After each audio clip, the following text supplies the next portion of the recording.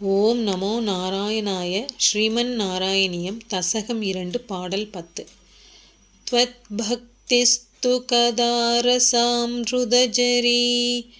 நிர்மஜ்ஜனேன ஸ்வயம் சித்யந்தி விமலப்ரபோத பதவி மக்லேசதஸ்தன்வதீ सत्यसिद्धिकरी जयत्यै विभो सैवास्तु मे त्वत्पदः प्रेमप्रौढिरसरात्रतातृततरं வாதாலயாதீஸ்வர.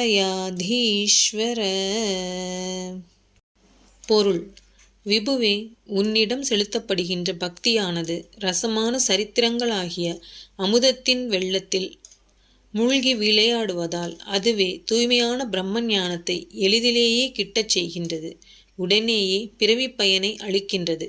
ஆகையால் குருவாயூரின் தலைவனே, அப்படிப்பட்ட உன் திருவடிகளில் மிகுந்த அன்பு சுவையினால் கனிந்திருக்கின்ற தன்மையாகிய பக்தியே எனக்கு விரைவில் உண்டாக வேண்டும்.